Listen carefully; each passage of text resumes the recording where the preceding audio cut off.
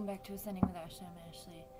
We are going to be doing a collective reading using the Yin Yang Oracle.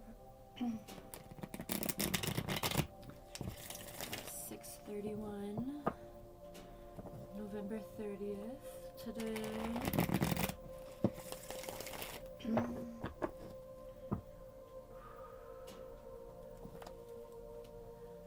I hope you are well. I hope that you are recovering from whatever this week brought you.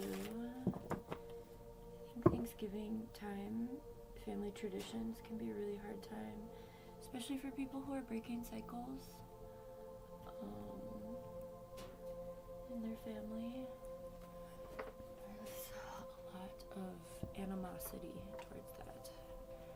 Breaking tradition, breaking abuse cycles.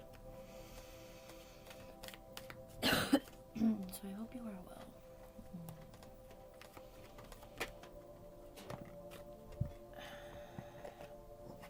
Distance, retreat, or time out. It is a time to be hibernating. Winter time here in the northern hemisphere. Stability, harmony, and flow, masculine energy, integration into union. Stability, harmony, and flow, masculine energy. Remember that the masculine energy, we all have masculine and feminine energy. Gnarly, can you stop, please?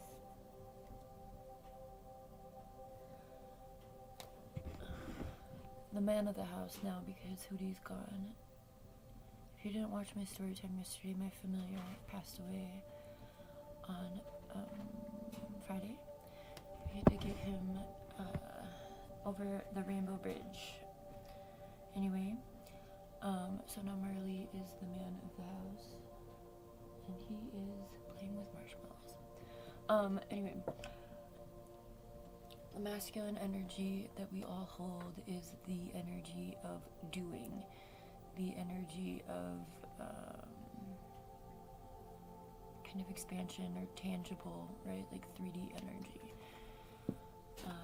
So maybe you're taking some time to figure out your balance, or maybe this is for the masculine collective. Again, we all hold masculine and feminine within us, but how you carry yourself, what you resonate as, it's all important. We have inner child healing coming out.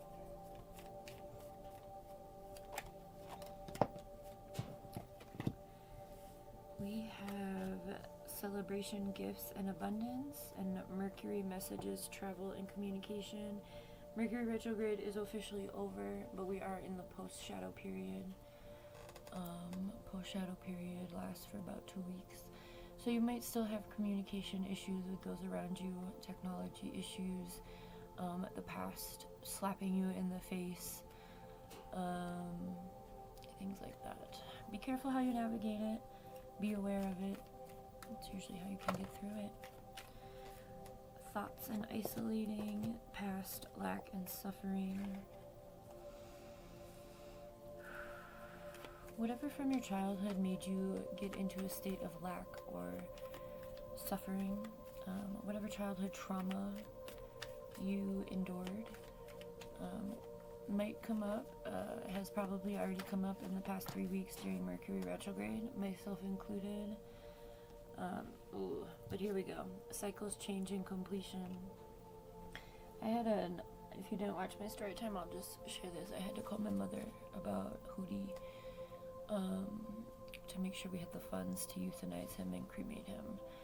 And, I haven't talked to my mother. We've been no contact for a long time. Over a year or so, about a year, maybe 2 years almost. And, I let my guard down, and then I realized this was the 28th, and Mercury retrograde ended on the 29th.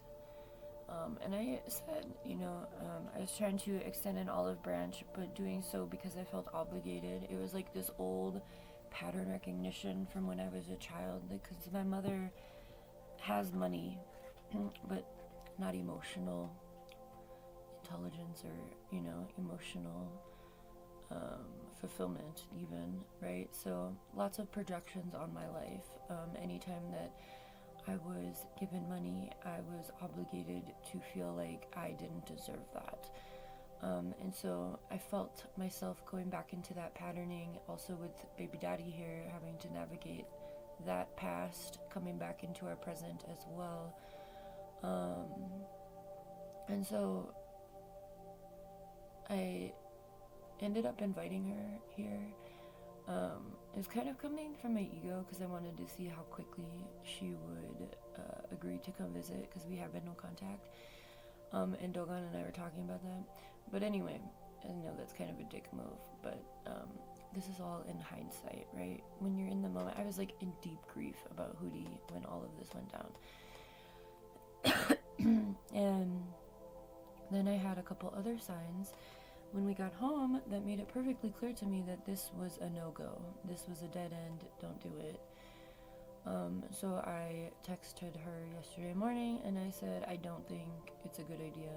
I'm not ready for a visit. I don't feel like that's a good thing for us. Like, don't book a flight. Do not come. And she agreed, and then offered a suggestion. But I'm sharing this because oftentimes in Mercury retrograde, we are presented with opportunities or challenges that we are, I don't want to say being tested, but I think, because that has a very negative connotation for most folks, but it's an opportunity to course correct. It's an opportunity to navigate differently than how we used to, right? And when I realized that Mercury retrograde was ending on the 29th, I actually looked, because I was like, this doesn't feel right. Like, this doesn't feel like something I want for my life. I feel like I'm just like being pushed into this, like, by other people, by both of my abusers. Like, this is not something I want in my life. And then I looked into, I was like, oh, so Mercury retrograde is over today. So today, which was yesterday, the 29th of, the Saturday, when I texted her and said, don't come. So that was like, for me, that was closing the book on that relationship for good. Which I don't think she is on the same page, literally. But I'm done. I don't want a relationship there. So I'm sharing that to say, whatever you went through the past 3 weeks, allow yourself to course correct, allow yourself to close these cycles, allow yourself to change and complete these opportunities or challenges for moving differently, right? Fuck, is the kid awake? God damn it. I really thought I had a little bit more time. As you do that, you're going to feel your abundance skyrocket. You're going to feel your energy better. And really, I would say take note with this masculine energy here. This stability, harmony, and flow is more of a feminine energy. The feminine energy is very much about receiving and being, right? So allow yourself to find that balance for yourself. Whatever past is coming up for you, whatever distance you need to take from others, whatever traveling, communication is coming through, either from the universe or people in the physical plane, which can also be messengers from the universe. I have another really cool story. So yesterday, after all of that, I only have like a couple friends in this town that I actually open up to, and one of them is a mom who was one of the students this summer's mom, and she came through and helped. And so we've kind of built this sweet relationship. We're on social media together, and she has brought her daughter to Art Space for the past couple weeks, and then yesterday she brought her other 2 older kids. And I was just like really glad, because I really needed someone to hold space for me. And she's a very sweet person. I found out yesterday she's a Pisces as well. I was like, that makes a lot of sense. She's very religious. They are Mormon, but she's not someone who puts her religion on others, which is very hard to find within the Church of Latter-day Saints. I've had Mormon friends before. Katie was a good friend of mine in Wisconsin. But anyway, it was this, it was a really sweet space. And I know she prayed for me because after she left, like I told her all of these things that have been so heavy. I'm like, I'm doing everything I possibly can. Like I'm wanting to align with my soul people, you know, and like we found this common language that worked for us. She's very well traveled, which helps within religious contexts. And I know she prayed for me, either intentionally or just sent like good vibes energetically, because after she left, after her and her kids left, I had like 5 different encounters with humans who were really cool. I had 2 people stop by the ambulance, and you know, part of the things that I was talking to her about were struggles I was having with Nile and like how I needed more support. And I shared with her about another person that like had some daycare experience working with autistic kids who's said that they can support and be part of my village recently. And so I was telling her that. So one of these women who drove by, she was bringing her granddaughter, but it was like really close to closing. It was like 2:45, and she was like, "We're too late." And I'm like, "Well, yeah, I'm gonna start cleaning up soon." And she and I had a conversation just as she was driving by, and you know, I shared with her, I'm like, because she was asking about like, is this your house? And I was like, yeah, like my son's autistic, so this gives him the ability to kind of do his own thing while I get also this, and we can kind of get some socialization. And she's like, oh, I used to work with autistic kids at this rainbow school. And I knew that Kate, my friend, had prayed. I just knew it because it was such a divine intervention. And so hopefully this woman will bring her granddaughter back. But it was a really sweet interaction. And then a brother came by, and he was like, I'm gonna tell everyone about this, like very extrovert. And I'm like, thank you, because I'm an introvert. I talked to my neighbor, and then my landlord also came by, and my other neighbors, the puppy keeps escaping. So I've been having to take their little baby back. But I just got fat bastard baby buck. Anyway, so all that to say is, I think that when we're in a space of healing, when we're in this space of wanting to integrate our own selves, right? By accepting the dark parts of us, by accepting the pain that we've been through as not necessarily lessons, but again, when we overcome challenges, it builds on our confidence, on our self-esteem. It allows us to not be uprooted any other time that we are presented with conflict or challenges or opportunities for growth that might not be so stellar, right? To say the least. But I would say in this moment, take the time to give yourself the space in a healthy way, whatever that looks like for you. Distance, isolating, thoughts. I would say get your thoughts out. Don't allow yourself to like go crazy, but allow yourself enough space to actually think about the past. Think about the things that impacted you in childhood that have, you know, become this foundation of who you are today.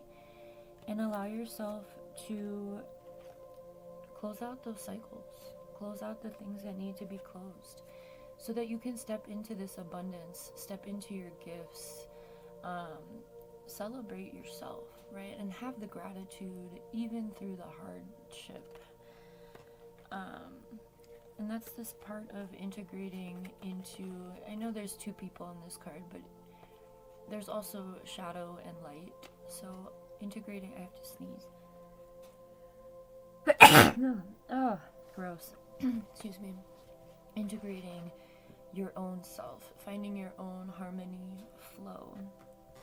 And water can help with that. Anytime you're struggling with flowing, if you feel rigid, either in your movements or your routine or your thinking or behaviors, whatever it is, if you feel like you're rigid, introduce something new. Fold in like you're kneading bread dough. Fold something into your routine that can support where it is you want to be, where you want to go, how you want to get there. Metaphorically speaking, for the most part, not really literally. Remember that the only competition that you should hold yourself to is who you were yesterday, right? Allowing the past, present, and future to be yesterday, today, and tomorrow, as you allow yourself to, again, fold in to who you are. Really embrace yourself in your totality. I appreciate you sharing, or hearing, excuse me, I appreciate you allowing me to share, and being here and witnessing me. You know, life is not super awesome right now for a lot of people, systemically, for lots of reasons, factors that are outside of a lot of our control. But the things that we can control, we can do so with compassion for ourselves. And I think that does take a lot of space. I mean, I spend most of my time alone. Well, I'm never alone, technically. But away from other people. And Niall and I have our own energetic tie, right? But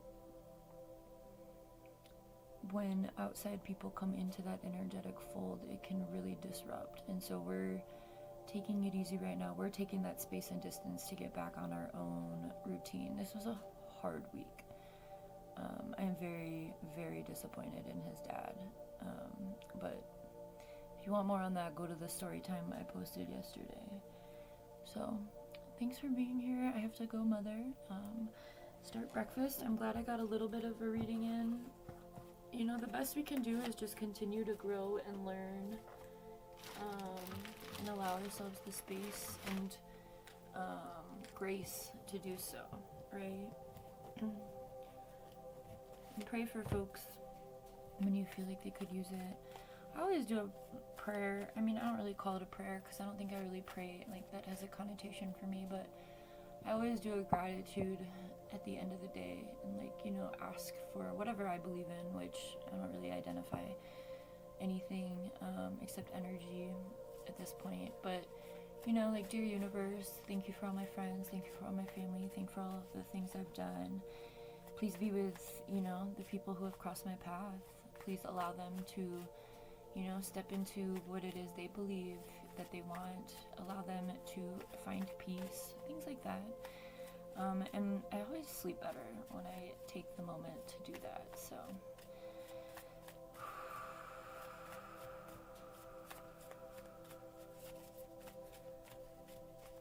Alright, come on, something come out, please.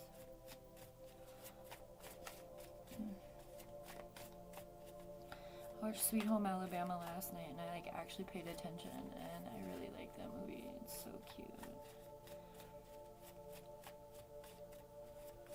I cry. I always cry when I watch rom-coms. I, like, have a deep, deep desire for love. Like, oh. Love yourself first. Be open to whatever comes next. Adventure is worthwhile. There is beauty in simplicity. It's the little things that make life big. Choose to be happy. Have a good one.